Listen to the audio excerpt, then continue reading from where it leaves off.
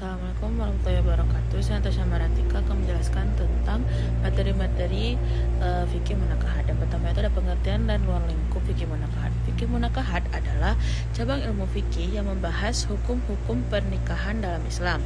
Kata munakahat berasal dari bahasa Arab nikah yang berarti pernikahan atau akad antara laki-laki dan perempuan untuk membentuk keluarga yang sah menurut syariat Islam. Fikih munakahat mengatur hubungan suami istri agar tercipta kehidupan rumah tangga yang harmonis, penuh kasih sayang, dan sesuai dengan ajaran Islam. Ruang lingkup fikih munakahat sangat luas, mulai dari proses sebelum pernikahan sampai kehidupan setelah menikah. Di dalamnya dibahas tentang peminangan atau khitbah, syarat dan rukun nikah, mahar, wali, saksi, ijab kabul, hak dan kewajiban suami istri, nafkah, pendidikan anak, hingga perceraian dan rujuk. Semua aturan tersebut bertujuan menjaga kehormatan manusia dan menciptakan keluarga yang baik dalam masyarakat. Selain itu, fikih munakahat juga menanamkan nilai tanggung jawab, kesetiaan, dan kerjasama dalam rumah tangga. Pernikahan tidak hanya dipandang sebagai hubungan biologis, tetapi juga sebagai ibadah kepada Allah dan sarana untuk membangun generasi yang saleh. Fikih munakahat dan mengaktualisasikan tujuan serta hikmah pernikahan dalam Islam. Pernikahan memiliki tujuan yang sangat mulia. Pernikahan dilakukan untuk menjalankan perintah Allah dan sunnah Nabi Muhammad SAW.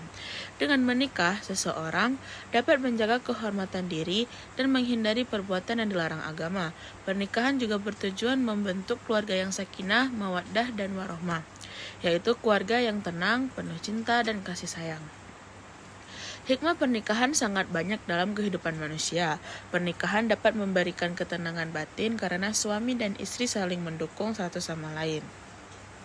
Pernikahan juga menjadi sarana untuk memperoleh keturunan yang baik dan meneruskan generasi. Selain itu, rumah tangga yang mengharmonis dapat menciptakan lingkungan sosial yang baik dan penuh tanggung jawab. Mengaktualisasikan tujuan dan hikmah pernikahan dapat dilakukan dengan cara yang pertama itu saling menghormati antara suami dan istri, menjaga komunikasi yang baik, bersikap jujur dan terbuka, menjalankan hak dan kewajiban masing-masing, serta menyelesaikan masalah dengan musyawarah dan kesabaran. Dengan menerapkan nilai-nilai tersebut, rumah tangga dapat menjadi tempat yang nyaman dan penuh keberkahan. Konsep ta'aruf dan kafa'ah serta aktualisasinya dalam pernikahan. Ta'aruf yaitu proses saling mengenal antara calon suami dan istri sesuai dengan ajaran Islam. Ta'aruf dilakukan untuk mengetahui kepribadian, akhlak, latar belakang keluarga, pendidikan, serta tujuan hidup calon pasangan tanpa melanggar syariat. Dalam proses ta'aruf, biasanya dijaga adab pergaulan dan melibatkan keluarga agar hubungan lebih terarah dan serius menuju pernikahan. Tujuan ta'aruf adalah agar pasangan dapat mengenal satu sama lain secara baik sebelum menikah hingga dapat mengurangi kesalahpahaman di kemudian hari. Ta'aruf juga mengajarkan pentingnya menjaga kehormatan diri dan menghindari hubungan yang berlebihan sebelum akad nikah. Sedangkan kafa'ah berarti keserasian atau kecocokan antara calon suami dan istri. Kafa'ah dapat dilihat dari agama, akhlak, pendidikan, tanggung jawab, dan cara berpikir dalam Islam.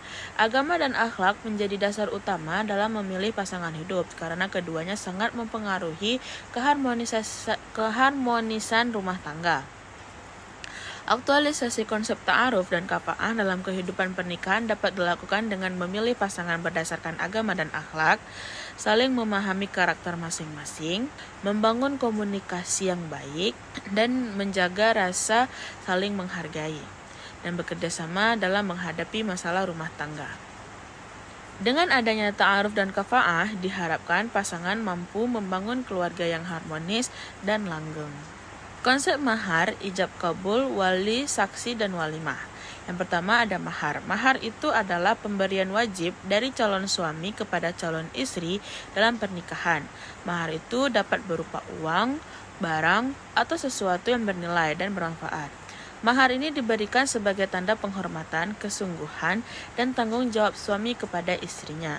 Dalam Islam, jumlah mahar tidak ditentukan secara khusus, tetapi dianjurkan sesuai kemampuan dan tidak memberatkan. Selanjutnya ada ijab kabul. Ijab kabul adalah proses akad nikah yang menjadi tanda sahnya pernikahan. Ijab adalah ucapan dari wali nikah untuk untuk menikahkan mempelai perempuan. Sedangkan kabul adalah jawaban dari mempelai laki-laki yang menerima pernikahan tersebut. Ijab kabul harus dilakukan dengan jelas, lancar, dan disaksikan oleh saksi. Selanjutnya ada wali. Wali nikah adalah orang yang berhak menikahkan mempelai perempuan. Biasanya wali adalah ayah kandung atau keluarga laki-laki terdekat. Dalam Islam, keberadaan wali menjadi salah satu syarat penting dalam akad nikah agar pernikahan sah menurut syariat. Selanjutnya ada saksi. Saksi nikah adalah orang yang menyaksikan keberlangsungan akad nikah. Kehadiran saksi bertujuan agar pernikahan diketahui secara umum dan menghindari terjadinya perselisihan di kemudian hari. Biasanya akad nikah disaksikan oleh dua orang laki-laki yang adil dan dapat dipercaya.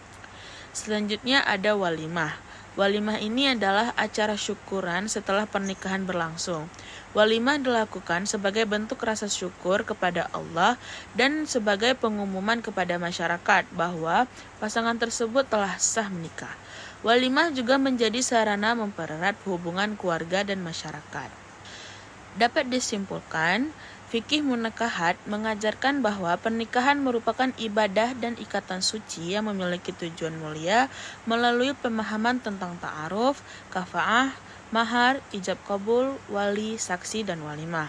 Umat Islam diharapkan mampu membangun rumah tangga yang harmonis, penuh kasih sayang, dan bertanggung jawab. Dengan menjalankan pernikahan sesuai syariat Islam, maka akan tercipta keluarga yang sakinah, mawaddah, dan rahmah, serta membawa kebaikan bagi masyarakat. Sekian dari saya. Assalamualaikum warahmatullahi wabarakatuh.